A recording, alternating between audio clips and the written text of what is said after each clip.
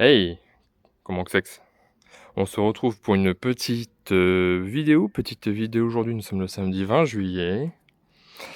Il fait extrêmement chaud, extrêmement lourd, on n'avait plus l'habitude de telles, températures au jardin. Là, j'ai un bon 36 là, il fait très lourd. On a toute l'humidité là qui ressort des tous les jours de pluie qu'on a pu avoir.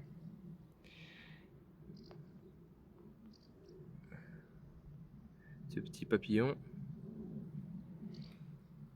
Bon bref. Ici, j'ai fait une barquette d'haricots beurre dans du terreau parce que figurez-vous que les haricots de dernière minute que j'ai semés en pleine terre, eh ben, j'en ai quelques-uns qui se sont fait bouffer aux limaces. Regardez-moi ça. J'en ai ramassé 2-3 limaces qui m'ont bouffé les haricots, donc je, j'en ressème un petit peu. Voilà. Ici les patates Jeannette, eh ben, je vais être bon pour les récolter, mais là il fait tellement chaud que ça va être un travail de forçat, donc j'attends un peu. Voilà, la patate Jeannette. Les alliances, eh ben, elles sont en train de sécher là, ça y est, surtout ici. Là ici ça commence aussi, donc elles vont être bonnes aussi à récolter, les alliances. Donc bah, ça fait 4 mois qu'elles sont plantées, donc 4 mois, même plus que ça va faire... Non si c'est ça, ça fait 4 mois. J'ai planté ça mi-mars et là on est mi-avril. Donc voilà, bientôt un petit ramassage de pommes de terre. Et je vais vous montrer les tomates. Regardez-moi ça. Je vous laisse juger, admirer. Ouais, il manque un pied là, il y en a plein par terre. Mais j'ai décidé de tout ratiboiser. Tout ce qui était malade, j'ai tout coupé. Je me suis amusé. Je me tâte à retraiter une fois la bouillie bordelaise. Pour pas que ça crève davantage. Parce que là, les pieds sont... J'ai beaucoup taillé, comme on peut le voir par terre. Donc c'est tout ce qu'il y a par terre comme feuilles. J'ai beaucoup taillé. Beaucoup de mildiou. Ils annoncent du chaud là depuis 2-3 jours, mais ce soir ça va encore claquer. Et on perd 10 degrés lundi. C'est un truc de fou ce temps. C'est un truc de fou ce temps. Donc, alors je vous avais fait une vidéo sur la première tomate extérieure que j'ai mangée. C'était la noire russe charbonneuse. Qui est ici. Elle m'a regardé le pied, a chopé le milieu du jour au lendemain. Pouf, j'étais obligé de couper la tête. Et encore, il y a du noir encore partout sur la tige. Mais j'espère essayer de faire mûrir les quelques fruits qu'il y a là. Je sais pas, à mon avis, le pied va pas faire long feu non plus. Encore une feuille pleine de mildiou. Ah, j'en ai marre de voir le mildiou, c'est terrible. Regardez, il y en a même là sur le tronc. Je devrais même couper là, à mon avis. Je vais voir si ça s'étend. Faut que je surveille. Faut passer tous les soirs, là, il n'y a pas de secret. Là, je suis pas passé pendant un jour ou deux et le mildiou il a explosé. J'en ai coupé plein partout. Il y en a plein par terre, comme vous pouvez le voir. J'ai pas, j'ai pas enlevé, puis je vous avoue que je suis un peu dégoûté, donc c'est compliqué un jardin. Hein. C'est compliqué le jardin. Entre le mildiou, entre... J'ai même une grosse tomate cœur de bœuf orange.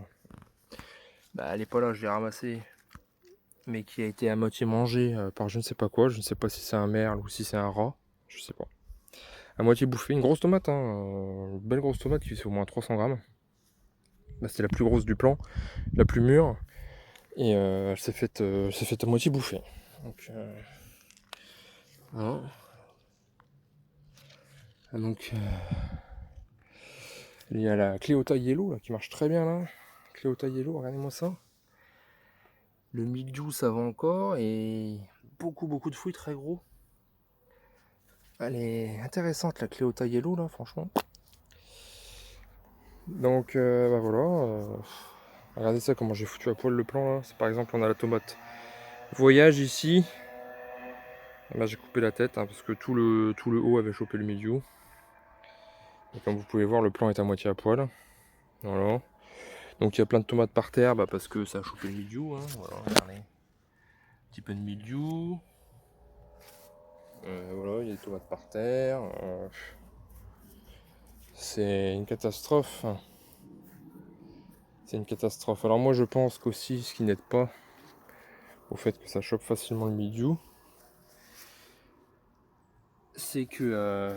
regardez-moi ça le carnage. C'est que le matin, mes plants de tomates, la moitié de la parcelle est à l'ombre jusqu'à au moins 10h30 du matin. Et donc du coup, ça veut dire que les plants ne sèchent pas tout de suite. Et le mildiou a le temps vachement de se développer parce que j'ai une connaissance à qui j'ai filé des plants de tomates.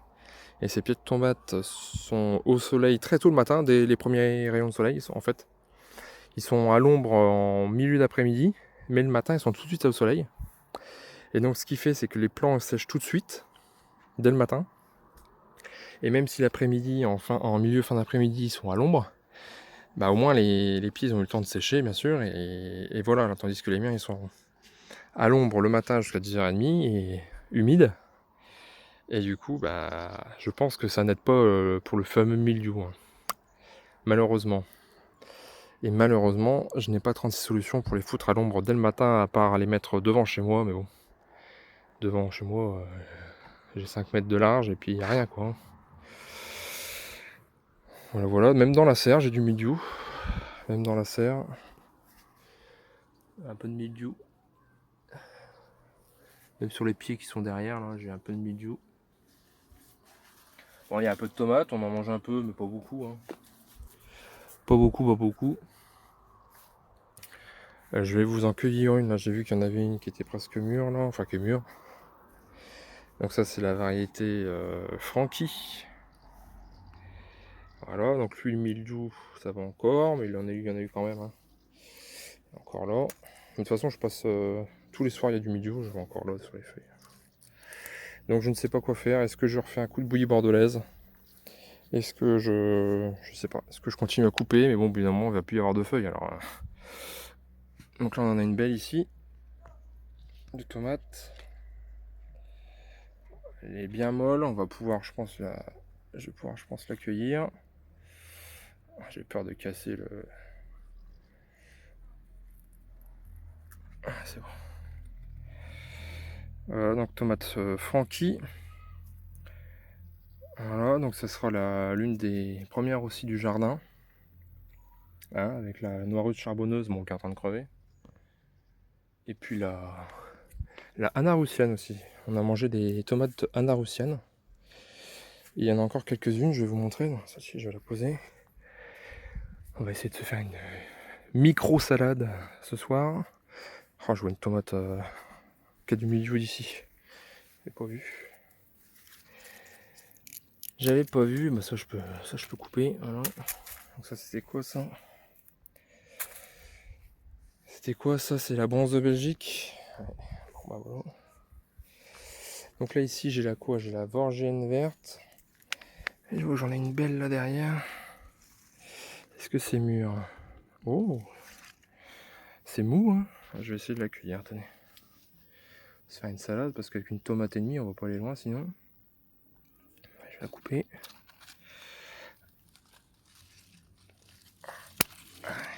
Hop. Ah bah regardez. Je suis tellement intelligent que j'ai coupé une tomate qui est pas mûre. Bon bah voilà, ça m'apprendra à vouloir aller trop vite. Donc ça c'est la tomate Vorgienne verte. Et c'est un croisement entre la noire de Crimée et la tomate verte Evergreen, pour ceux qui connaissent. Voilà, celle-ci, ouais, je vais essayer de la faire mûrir, elle commence. Bon. Je n'ai pas été malin sur ce coup-là. Avec la caméra, j'ai pas fait gaffe. Enfin, avec le téléphone. Ah, ouais, j'ai un ton de voix un peu dépité, je vous avoue. J'ai passé toute la matinée ce matin à dépouiller les pieds de tomates et je vous avoue que je suis assez déprimé. Je dis pas que je vais arrêter, mais c'est dur. C'est dur, c'est dur. Donc là, on a la Anaroussiane. Donc pareil, pas mal de mildiou. Bon, celui-là, il a encore la tête parce qu'il n'y a pas de mildiou sur la tige principale, mais j'ai enlevé beaucoup de feuilles. Là, je vois une tomate. Est-ce qu'elle est mûre? Allez, elle est mûre. Allez, je vais essayer de pas tout couper comme tout à l'heure. Hop. Anna Russiane. Donc c'est l'une aussi des premières qu'on mange du jardin. Tomate un peu mini cœur de bœuf, on va dire. Couleur rosée comme ça. Voilà, c'est pareil, celle-ci est en train d'être nécrosée. Il va falloir la couper là. Parce que là, de toute façon, on va pour rien. Puis elle commence à être molle aussi, donc allez hop. On dirait un cul plein de merde. Ah, j'ai un bon humour, hein. Ici, bah ça je vais pouvoir le couper. Hein, ah, qu'est-ce que c'est ça? Pamplemousse du grand-père. Oh là là, très sensible au milieu, celle-là, j'en ai deux. Les deux sont très sensibles, donc vous voyez, j'ai coupé la tête. Et la deuxième, je crois qu'elle est là dans le coin, pareil, j'ai coupé la tête. Voilà quoi. De toute façon, je referai un tour, encore une tomate nécrosée. Je ferai un tour, un de ces quatre, pour la résistance au mildiou. Je referai peut-être un petit tour de tous les pieds de tomates. Bah, va falloir pas que je tarde trop parce que après je vais tout couper, il n'y aura plus rien à montrer quoi. Donc oui, j'ai arraché 3 pieds ce matin qui étaient attaqués comme pas possible au niveau du tronc. Donc là, il y avait la tomate cerise Brownberry qui était vachement à l'ombre et que j'ai planté un peu tard. Et ben tout le tronc était pourri. Et ensuite, les deux autres que j'ai retirés, ce sont les deux qui sont dans cette rangée là au fond. Hein. Il y a une Cherokee et une beefsteak. Voilà. Donc très très sensible au mildiou, un beefsteak, Cherokee. Pamplemousse du grand-père aussi, très sensible au mildiou, noir de Crimée aussi. Voyage aussi, j'ai pas vu là. Voilà, je vais être bon pour couper. Tout le gourmand, il y a du noir dessus là.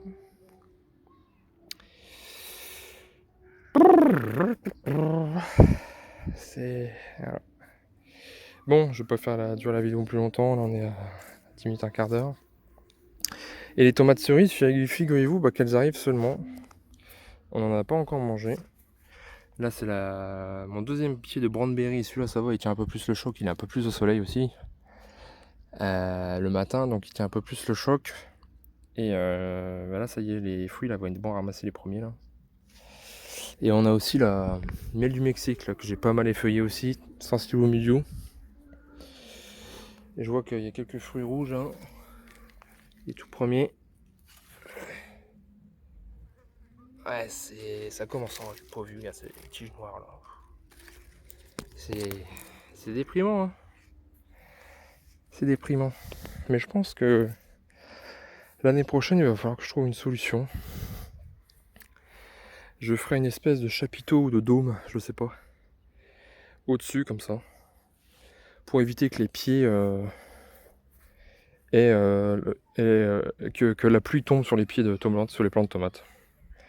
Je pense que ça peut être une solution. Je sais pas ce que vous en pensez, mais après, s'il fait tellement humide avec l'humidité ambiante, je pense pas que ça serve à grand chose en fin de compte.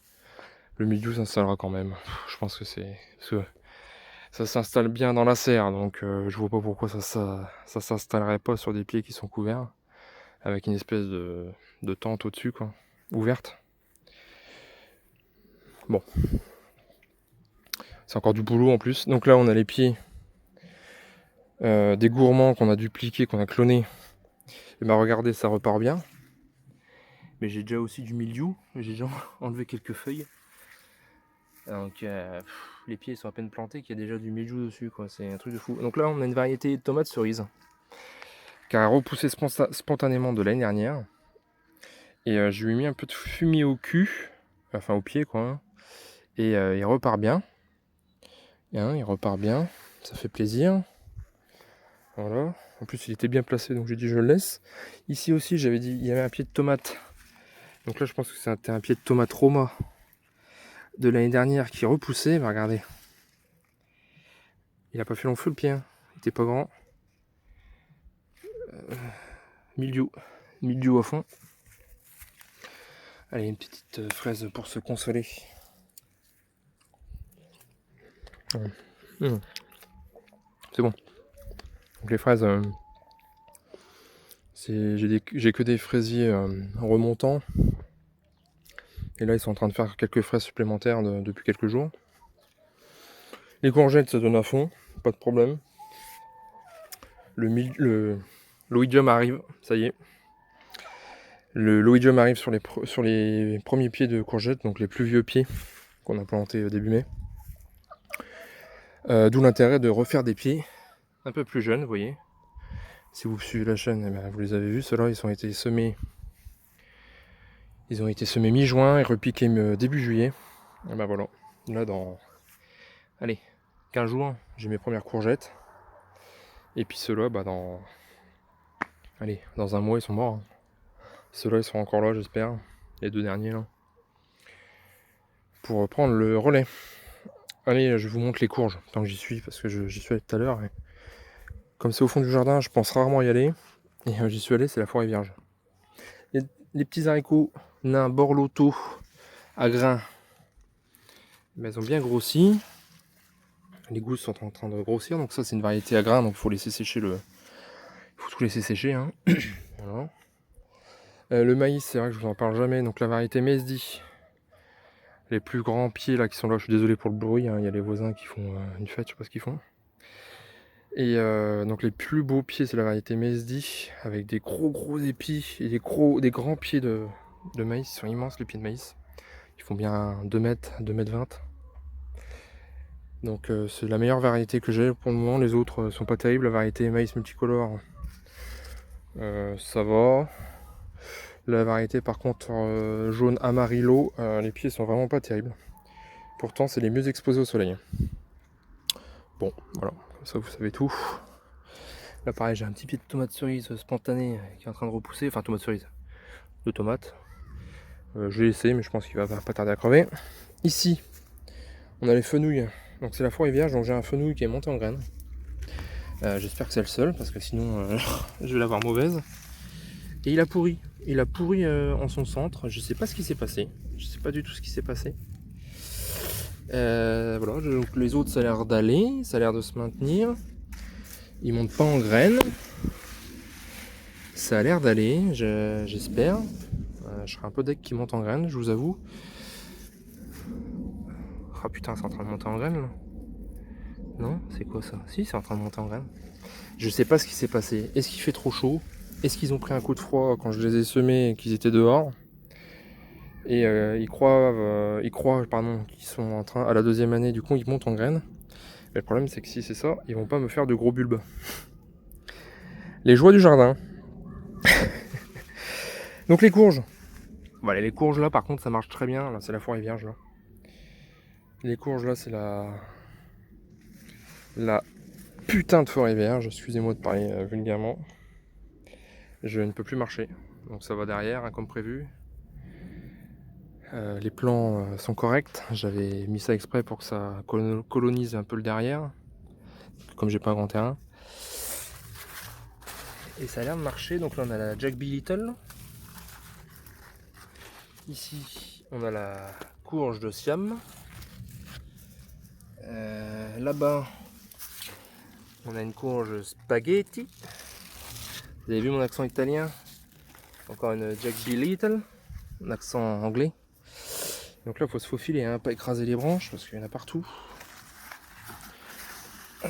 Donc j'ai coupé au début, mais là je ne coupe plus, hein, comme vous pouvez le voir. Donc là c'est encore une Jack B. Little. Est-ce que je vais voir quelque chose? Là-bas on a une spaghetti. Au pied du...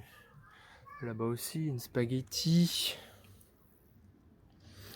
Là-dedans, j'avoue j'ai pas été voir avant de filmer. Donc là je cherche un petit peu. Je suis désolé. Là on a une courge cornue d'hiver. Voilà. Là-bas on a un potimarron. Voilà, un potimarron et un pâtisson juste à côté. J'essaie de vous montrer. Un potimarron. Des pâtissons. Des pâtissons jaune orangé là. C'est pas évident, hein, je suis à bout de bras là. Et puis voilà. Bon.